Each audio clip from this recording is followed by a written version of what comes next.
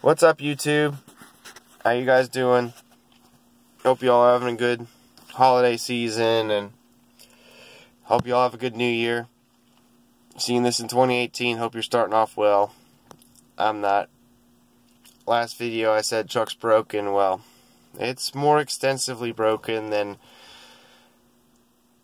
previously determined. I'm down here in Virginia, which is 7 hours away from where I live in Ohio. Mostly because I don't want to pay that expensive toll on that one road we shall not mention. And y'all from PA know exactly what road I'm talking about. So, it's about 7 hours ride home that I got to do tomorrow. I was originally going to go out, take the truck off-road, take it through a couple holes filled with water, but it actually snowed down here in Virginia. When I say it snowed, meaning it got dusted with snow. It's nothing, but everyone freaked out. You know, all the plow trucks out here for nothing, and so needless to say, and it's been below freezing here pretty much past couple days. Needless to say, all those water holes are filled with ice. So, yeah. So that, my wheeling event, New Year's Eve, which would be tomorrow in my world, as I'm recording this for y'all, that event got canceled by my contact, who didn't want to take his truck in there in fear of breaking it because of ice, or, you know, it's just more wear and tear on the equipment we don't need. Which, speaking of wear and tear, I had quite a bit more wrong with this truck than previously expected and previously seen, and it's progressively getting worse. But I'm not leaving it at my fab shop, who did all the original work on the truck, because of work restraints, time constraints, and the distance it is between the fab shop and my house. The fab shop to my house is probably about 5 hours. So that's a little too far for me to leave the truck at least 2 or 3 weeks while they actually take apart the stabilizer bar and repair the frame damage that's been done because of that stabilizer bar bracket, and reinforce all that frame on the underside of the truck and on the back side. It's torn, like, completely. You flex the steering wheel, frame's coming apart like this on the bottom. Like, it's pretty bad. So that's going to be repaired back in Ohio by my new fab guy, who's working on another project I have, which y'all aren't going to see for a while. Going to keep you on your toes and keep some content rolling into this channel. I'm not super imaginative when it comes to content, but whatever I can film, I film, and I was going to film quite a bit for you guys over at the off-road location, but that turned out to be a no-go as well with this frame issue. In the last video, we talked about welding a bracket behind the existing bracket. Yeah, that didn't work at all. The bracket's not big enough. So what we have to do is actually take off the steering stabilizer and then torch off the mount that's on the frame for that stabilizer bar, and rethink that whole situation.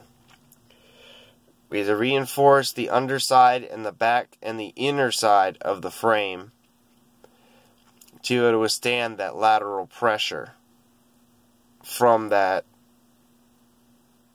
stabilizer bar that goes to the front axle. So as if I had enough welding underneath of this truck already. I'm going to have quite a bit more underneath of this truck, and hopefully it's still functional. Hopefully it doesn't... Excuse you, truck. Excuse you. Like, there you go. Hopefully it doesn't ruin the truck anymore in terms of drivability or anything like that, because this bracket and all this extra welding is really going to throw off that side of the frame. So yeah, we tried fixing it. It didn't work. I'm not leaving my truck at the fab shop where I got the original work done. I know that's not really smart, but the fab shop is 5 hours away from my house, and I'm 7 hours away from my house right now. And it's snowing up there where I live right now. Decently snowing. It snowed a little bit here yesterday, but it was more of a dusting.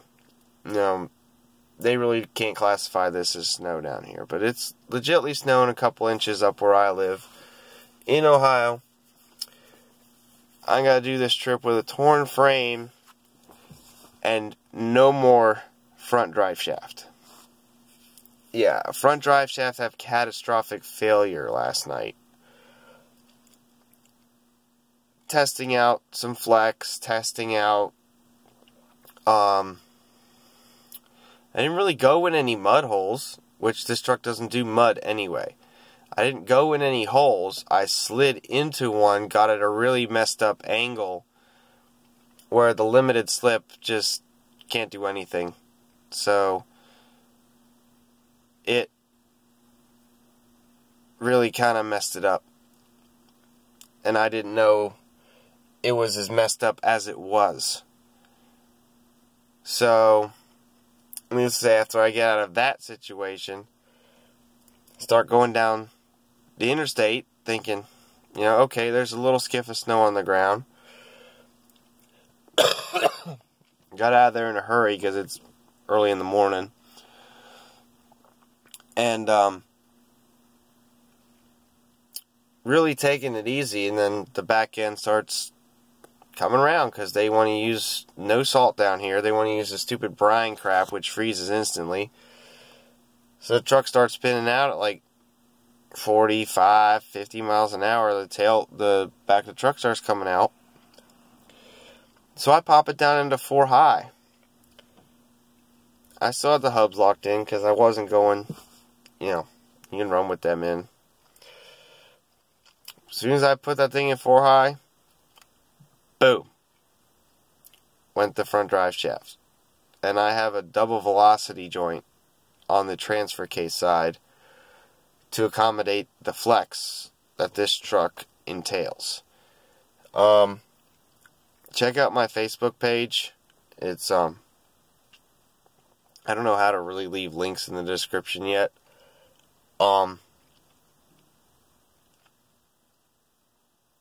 Basically, there's the picture of my truck on YouTube, and then there's a different picture of my truck on Facebook. It's there. I got pictures of it. I don't have an Instagram, as you all know. If I can figure out how to link it, I will, but no promises. So yeah, so now I'm going home 7 hours away with 1, a torn frame, which is not good. Number 2, no front drive shaft. So needless to say, that's going to be kind of fun going through the PA mountains and getting back to Ohio with snow falling everywhere. With the tires I have on it, it's pretty slippery. But there will be updates on the new repairs to the frame, getting the new drive shaft, stuff like that. The drive shaft hopefully can get put in Tuesday. Drop truck off Tuesday, get it back Friday. They're going to have to overnight this drive shaft because my service advisor down there at the drive shaft shop in Newcastle, PA, great guys, check them out. they do anything. Lifted trucks, tractor trailers, buses, fire trucks, they do it all. If it's got a drive shaft in it, they'll get you taken care of. Really nice. Everyone's real nice over there. We had talked about what size drive shaft we wanted and put in there. He suggested this one, but actually when he put it in and I came pick the truck up, he and I talked more about it. He said, give this one a go, and if it doesn't hold up, we'll order the bigger one, because the bigger one would not clear the custom cross member that's underneath of my transmission.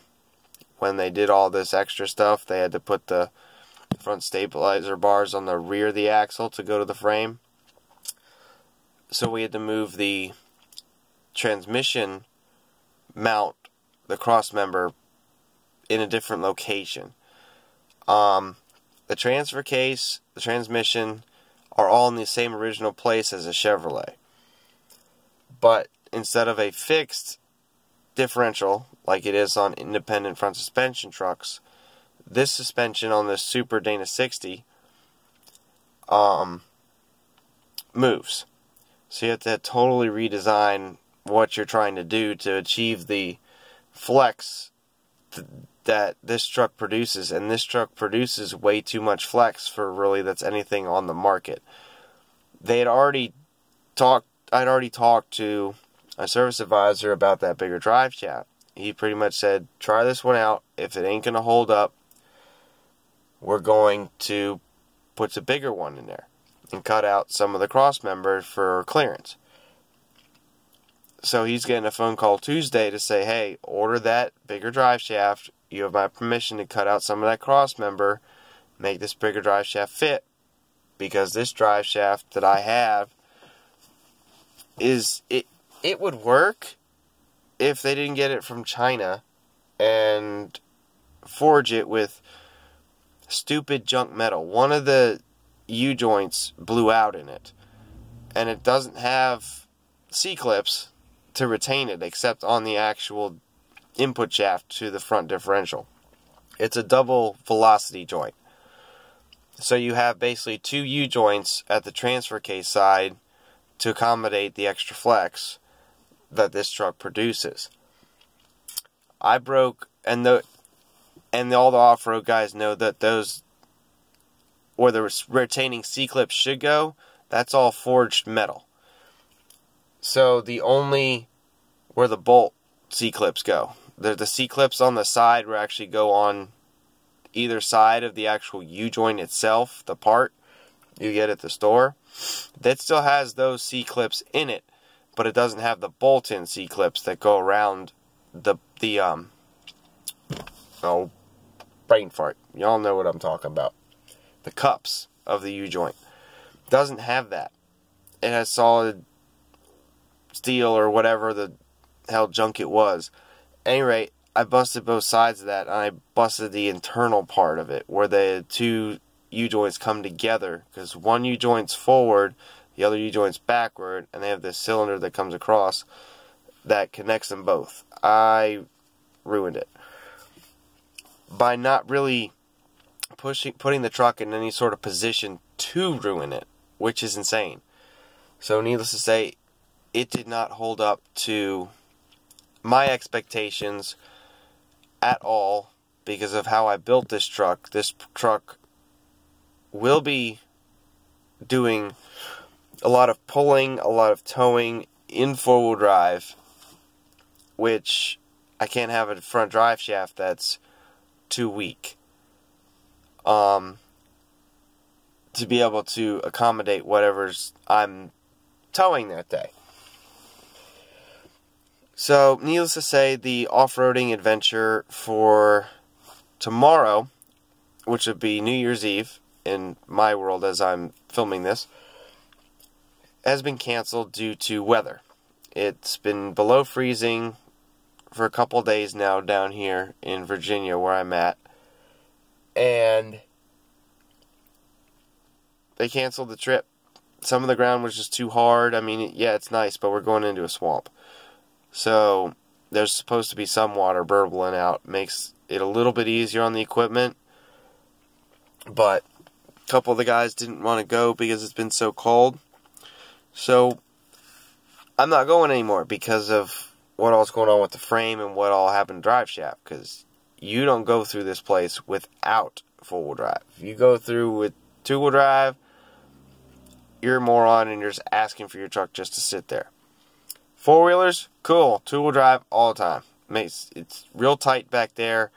Full-size trucks normally do not go back there at all. Especially to complete the full trail of it. But there are some pretty deep holes in there from the 70s that keep getting rutted up. So, needless to say, if the drive shaft had broken in that situation, it would have been probably a good 2 to 4 hours with help from other vehicles to drag me out of that area to basically send me on my 7-hour drive home from here. Yeah, that's right. I have a torn frame and no front drive shaft, and I'm going into snow. And it's 7 hours away over mountains. Not the brightest decision I've ever had, but I've done some pretty stupid ones. But anyway, that's the update. Like, subscribe. I'll keep you updated. See ya.